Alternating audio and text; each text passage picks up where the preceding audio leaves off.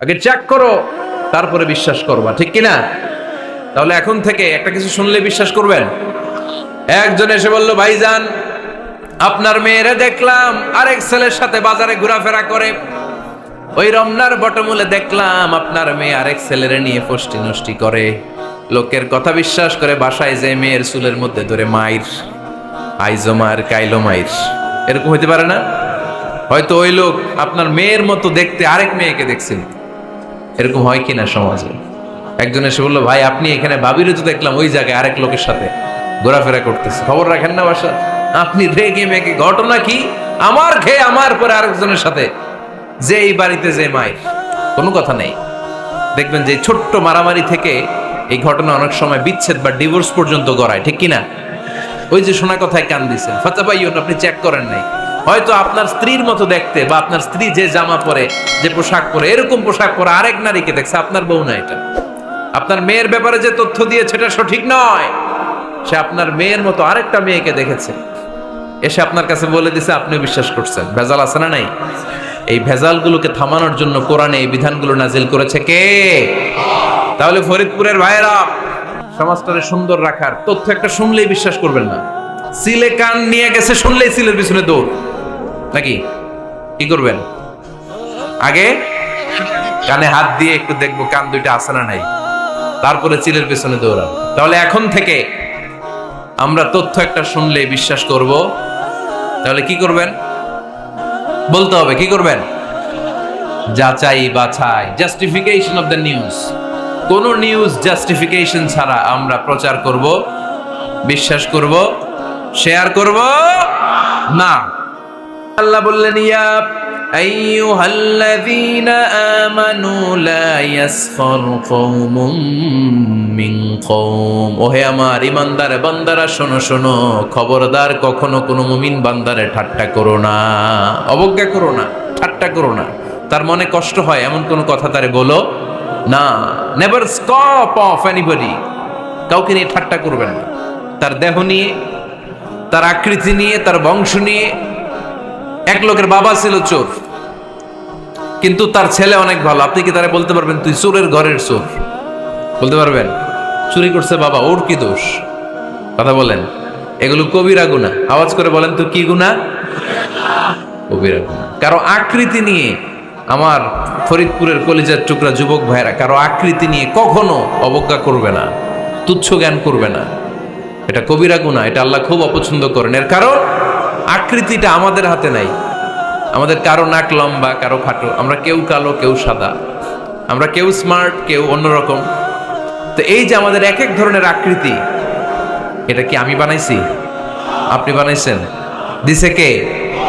এই জন্য কারো দেহের গঠন নিয়ে যদি আপনি অবজ্ঞা করেন, এটা প্রক্ষান্তরে আপনি স্রষ্টাকে নিয়ে অবজ্ঞা করবেন। কারো দেহের আকৃতি নিয়ে যদি আপনি তুচ্ছ করেন, তাকে তুচ্ছ করেননি, আমার রবকে আপনি তুচ্ছ করেছেন। চিল্লায় বলেন ঠিক কিনা? খবরদার, তুই কালু, তুই লম্বু, তুই মোটু, তুই কানা, তুই রোহিঙ্গা, আছে না নাই? ইদানিং ইদানিং এটা খুব চলে। এই রোহিঙ্গা নামটা আছে না? ফরিদপুরে এগুলো ঢুকে নাই না? আমাদের ওইদিকে দেখি কি অবস্থা, কারোর সাথে কেউ লাগলে তুই রোহিঙ্গা। কি আশ্চর্য, এই গালি কবে আসলো? হ্যাঁ, অনেক ধরনের গালি। ঢাকায় আর একটা চলে ফইন্নির ভূত, কি বলে? এই এগুলো আগে শুনি নাই আমরা, রিসেন্ট এগুলো বলা শুরু করছে, ফইন্নির ভূত, রোহিঙ্গা। না, এগুলো বলে আপনি কাউকে অবজ্ঞা করতে পারবেন? পারবেন না। খবরদার, এটা কবিরা গুনাহ, এটা ছোট গুনাহ মনে করবেন না। কারণ আকৃতি নিয়ে তুচ্ছ করা যায় না, কারণ আকৃতি দান করেছে কে? হুয়াল্লাযী ইউসাউইরুকুম ফিল আরহামি কাইফা ইয়াশা, লা ইলাহা ইল্লা হুয়াল আজিজুল হাকীম। তিনি এমন সত্তা, যিনি তোমাদের চেহারার অবয়ব দিয়েছেন, তোমাদের আকৃতি দান করেছেন তখন যখন তোমরা মায়ের পেটের ভেতরে ছোট্ট জোকের মতো ছিলা। মায়ের পেটের ভেতরে আমরা যখন সবাই এত ছোট্ট, তখনই আমাদের চেহারার আকৃতি দিয়েছে কে? কে সুন্দর হব, কে ছেলে হব, কে মেয়ে হব, কে মোটা হব, কে চিকন হব, আমার ইচ্ছা হয়েছি? আওয়াজ করে বলতে হবে, কার ইচ্ছায়? প্রত্যেককে যদি আল্লাহ প্রত্যেকের নিজের চেহারা ডিজাইন করতে দিতেন, আল্লাহ যদি বলতেন তোমার চেহারাটা কেমন হবে তুমি ডিজাইন করো, তাহলে আপনি আপনারা কেমন বানাতেন? হ্যাঁ বলেন, ফরিদপুরের ভাইরা বলেন, সুন্দর করে বানাতেন তাই না? সবচাইতে স্মার্ট, সবচেয়ে সুন্দর করে আমি আমার চেহারাটা বানাতাম যদি আমাকে ডিজাইন করার সুযোগ দেওয়া হতো। কিন্তু এই সুযোগ তো আল্লাহ দেন নাই। ডিজাইন স্বয়ং করে দিয়েছেন কে? কোন নারীকে যদি আল্লাহ বলতে এই নারীরা তোমাদের চেহারা কার কেমন লাগবে তোমরা বানাও, প্রত্যেক নারী কি করতো? বিশ্ব সুন্দরী করে নিজেকে বানাতো। খুদ ধরার মতো কোনো জায়গা সে নিজের জন্য রাখতো না, ঠিক কিনা? কিন্তু এটা আল্লাহ দেন নাই। এই আকৃতিটা আমাদেরকে সরাসরি দান করেছেন কে? খবরদার, আমাদের অনেকে বিকলাঙ্গ, আমাদের অনেকের হাত ছোট, পা বড়, দেখতে মোটা, কেউ চিকন কেউ কালো। খবরদার, কারো আকৃতি নিয়ে কখনো কোনো অবজ্ঞার সুরে, ঠাট্টার সুরে কোনো কথা আমরা বলবো না। রাজি আছেন? সবাই রাজি আছেন? আল্লাহ রাসূল সাল্লাল্লাহু আলাইহি ওয়াসাল্লামের এক সাহাবী ছিল, নাম ইবনে মাসউদ রাদিয়াল্লাহু তাআলা আনহু। ওনার পায়ের নলা ছিল খুব চিকন, অস্বাভাবিক চিকন, স্বাভাবিক না। তো উনিও এটা ঢেকে রাখতেন, দেখাতেন না কাউকে। একদিন উনি খেজুর পাড়ার জন্য খেজুর গাছে উঠলেন। খেজুর গাছে ওঠার পরে নিচ থেকে সাহাবারা পায়ের চিকন নলা দেখে ফেলছে। দেখে সবাই হাসি, সবাই হেসে কুটি কুটি। বিশ্বনবী বললেন, হেসো না, খবরদার, আমার ইবনে মাসুদের পায়ের চিকন নলা দেখে হেসো না। আমার ইবনে মাসুদের এই পায়ের চিকন নলা যদি মিজানের পাল্লায় উঠিয়ে দেয়া হয়, কিয়ামতের দিন উহুদ পাহাড়ের চেয়েও ভারী হয়ে যাবে।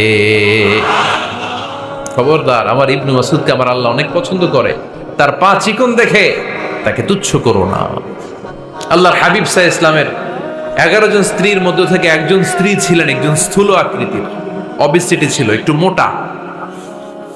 ওনার নাম ছিল সাফিয়া রাদিয়াল্লাহু তাআলা আনহা। আম্মা জান আয়েশার সাথে একবার সাফিয়ার ঝগড়া। নবীদের বউদের মাঝে মাঝে মাঝে ঝগড়া হতো, তবে সেটা হতো মধুর ঝগড়া। সুবহানাল্লাহ পড়েন।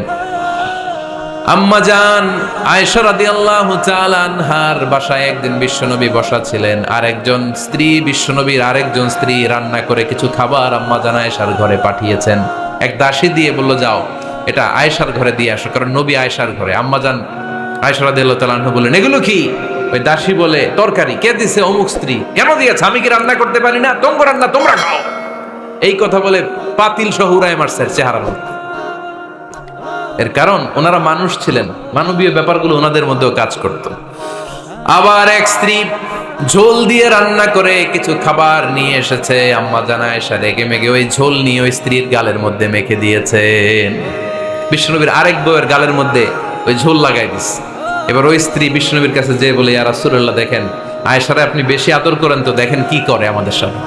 এই যে আমাদের গালের মধ্যে ঝোল মাখাই একেবারে মেকআপ বানাই দিচ্ছে। বিষ্ণু ইসা ইসলাম বললেন, তাই আয়েশাকে ডাকো। আম্মা জান আয়েশা রাদিয়াল্লাহু তাআলা আনহা আসলেন। আল্লাহ রাসূল সাল্লাল্লাহু আলাইহি ওয়াসাল্লাম বললেন, তুমি কি আমার এই স্ত্রীর সাথে এমন আচরণ করেছো? আম্মা জান আয়েশা বললেন, করেছি। কেন? আম্মা জান আয়েশা বললেন, তখন মেজাজটা গরম ছিল, এখন বুঝতে পারতেছি আসলে এই কাজটা করা ঠিক হয় নাই। এবার বিশ্বনবী বিচার করবেন। বিশ্বনবী বললেন, আল কিসাস, যেমন করা হয়েছে বিচার হবে তেমন। তোমার গালে যেমনি ঝোল লাগাই দিছে, তুমি একটু ঝোল নিয়ে আয়েশার গালে লাগাই দাও। সুবহানাল্লাহ পড়বেন না? ওই স্ত্রীও কিছু ঝোল নিয়ে আম্মা জান আয়েশার গালে লাগাই দিল। এখন দুইজনে হাসতেছে, বিশ্বনবীও হাসলেন, আরশের উপর থেকে খুশি হয়ে গেলেন। কে? তো স্ত্রীদের মধ্যে মাঝে মাঝে এটা ঘটতো। সাফিয়া রাদিয়াল্লাহু তাআলা আনহা ছিলেন একটু মোটা। আম্মা জান আয়েশা বললেন, ইয়া রাসূলুল্লাহ, দেখেন আপনার মুটি বউ, আপনার মুটকি বউ, এই মুটি বউ বলে একদিন একটা গালির মতো দিয়ে ফেলছে। আল্লাহ রাসূল সাল্লাল্লাহু আলাইহি ওয়াসাল্লাম রেগে গেলেন, বললেন, আয়েশা এটা কেমন কথা তুমি বললা মুটি? আমার সাফিয়ারে তুমি মুটি বলে গালে দিলা রে আয়েশা। ইয়া আয়েশা লাকাদ কুলতিলা কালিমা লাউ মুজিজাত বিমাইল বাহরি লামাজাজাতহু, এমন একটা মন্তব্য তুমি সাফিয়ার ব্যাপারে করে ফেলেছো রে আয়েশা, এই কথাটা যদি সাগরের নীল পানির মধ্যে ছেড়ে দেয়া হয়, এই কথার পঙ্কিলতার কারণে, এই কথার কর্দমাক্ততার কারণে, এই কথার পঙ্কিলতার কারণে সাগরের সব পানিগুলো মুহূর্তের মধ্যে কালো হয়ে যাবে। এই কথাটা সাগরে ফেলে দিলে সাগরের নীল পানি পুরোটা কালো হয়ে যাবে। আয়েশা, খবরদার, কাউকে তুচ্ছ করে অবজ্ঞা করে কখনো কিছু বলা যাবে না। এই জিহ্বাটা এটা ভয়ঙ্কর একটা অঙ্গ। বেশিরভাগ পাপ এই জিহ্বা দিয়ে হয়। কি দিয়ে হয়? এজন্য সাহাবারা জিহ্বা ধরে মাঝে মাঝে জিহ্বার মধ্যে ব্যাত মারতেন। আর বলতেন জিহ্বা তোর জন্য আমি আটকে যাব কিয়ামতের দিন। আমলিক আলাইকা লিসানাক, নিজের জিহ্বার মালিক নিজে হন, আপনার জিহ্বার মালিক যেন শয়তান না হয়ে যায়। জিহ্বা আপনার, শয়তানের ভাষায় আপনি কথা বলেন কেন? খবরদার, প্রতিটা কমেন্ট, প্রতিটা কথা, প্রতিটা মন্তব্য, এগুলোর ব্যাপারে কিয়ামতের দিন পাই টু পাই করে আপনার কাছে আল্লাহর সুপ্রিম কোর্টের কাঠগড়ায় দাঁড় করিয়ে আপনারা জিজ্ঞেস করবে কে? এজন্য বিশ্বনবী বলছেন মাইয়াদ মানলি মা বাইনা লিহিয়াইহি ওয়া মা বাইনা রিজলাইহি আদমান লাহুল জান্নাহ। আমার কোন উম্মত যদি দুইটা অঙ্গের গ্যারান্টি আমারে দেয়, আমি আমার উম্মতকে জান্নাতের গ্যারান্টি দেব। দুইটা অঙ্গের, একটা হলো জিহ্বা আর একটা লজ্জাস্থান। দুই চোয়ালের মাঝে যা থাকে লিজ্জা জিহ্বা, আর দুই পায়ের মাঝখানে যা থাকে লজ্জাস্থান। এই দুইটা অঙ্গের গ্যারান্টি যদি বিশ্বনবীকে আপনি দেন যে নবী জিহ্বা আর লজ্জাস্থান এই দুইটা অঙ্গের কোনো পাপ আমি করব না, নবী বলে আমি দুনিয়ায় তোমার জান্নাতের গ্যারান্টি দিলাম। এজন্য জিহ্বাটারে সামলান, যা মনে চায় বললেন না। খবর আছে না নাই? খবর আছে।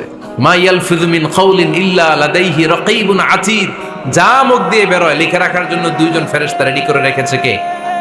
চিল্লায় বলেন। যতদিন আমরা বেঁচে থাকবো ততদিন থাকবে আমাদের কাঁধে, আমরা মরে যাবো এই ফেরেশতারা উড়াল দিবে, ঠিক কিনা?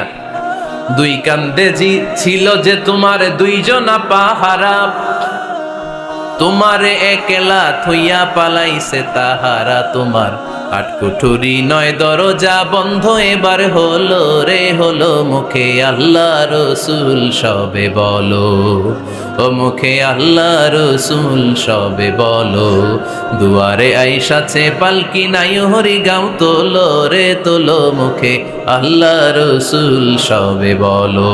ঠিক।